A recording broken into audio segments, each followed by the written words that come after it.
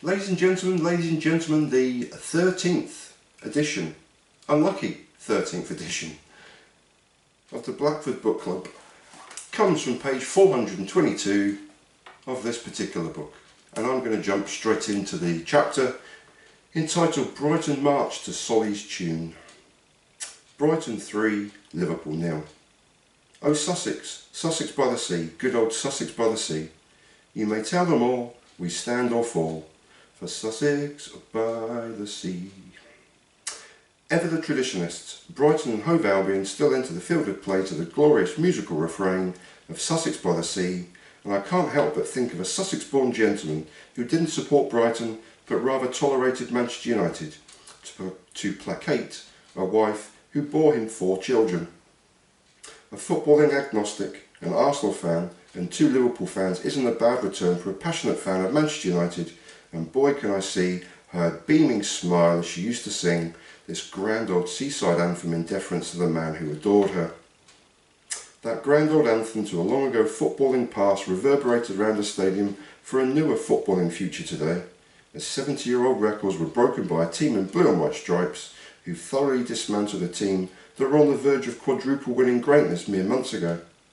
In the first half in particular, the men from Sussex by the sea, were simply dismantling and pulling apart a team they played at their own and now seemingly old game. There was bloody-minded determination to rat around in midfield, to grab that damn ball back, control the tempo of a pressing game, squeeze the life out of the middle third of the pitch with strikers retreating, to defend and start attacks, and midfielders pressing forward for transitional loose balls.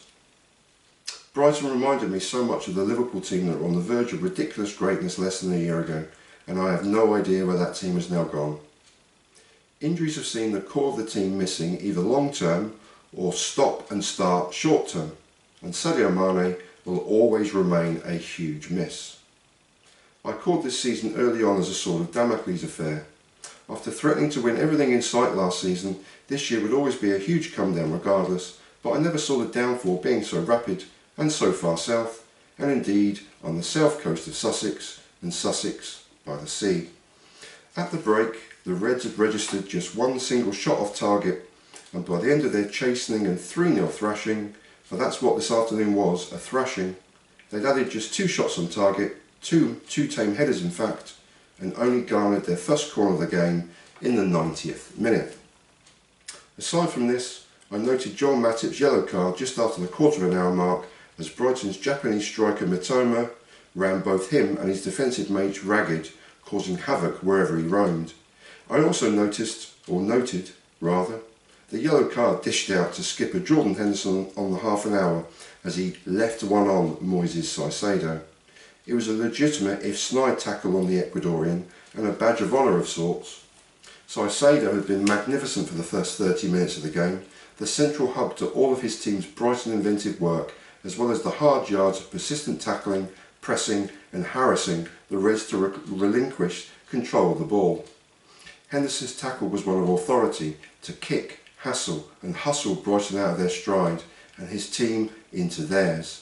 That it failed so miserably speaks volumes for the team he currently leads, and a team that isn't even a shadow of their former selves. It's looking far worse than that. Brighton were magnificent and fully deserved their comprehensive win. I compiled my matchday notes in 15-minute quarters today, and the team in blue and white stripes dominated every quarterly phase. Ending my first quarter of notes with Brighton acting as terriers in the middle of the field, this was exemplified by ex-Liverpool Red Adam Lallana, the industry of World Cup winner Alexis McAllister, and the nagging, probing forward runs of Mitoma. The second 15-minute spell was all Moises Caicedo, and the lead up to the half-time break was now Mitoma, probing and stretching the Reds' defence once more, the deep intuitive positions being taken up by fellow striker Evan Ferguson, who was outstanding, and the correctly ruled out goal for Solly March for offside. March would get his goal, 2 in fact, the second a wondrous move that cut open the Reds midfield and defence before his sublime cross shot past the helpless Alisson Becker in the Reds goal, and on 53 minutes Brighton had a deserved 2-goal cushion. 10 minutes later, and after a team move that calmly and assuredly swept from defence into midfield and back again, one touch, two touch passes pulling the Reds out of position and creating ever larger swathes of untroubled possession in the centre of the field, Mitoma drilled a low shot, forcing Alisson Becker into yet another scoreline saving save.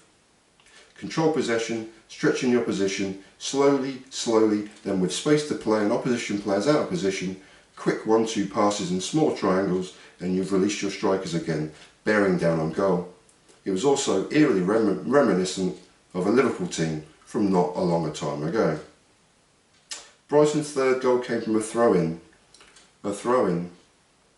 and with a touch or two of class, ex-Arsenal Manchester United striker Danny Welbeck scored a well-taken goal, and that rather put a humbling full stop to a quite dreadful afternoon. Shall we sing another bar of Sussex by the Sea, or shall we just forget that this afternoon even happened? There we go, that's the end of episode 13 of the Blackford Book Club. Couple of stumbles, almost made it. Not re-recording it. Thanks very much for watching, for listening to an old man singing. Oh, I was singing in that one, and also reading my own book. I do appreciate you watching. Links below, all that kind of malarkey. Peace, and thanks for watching.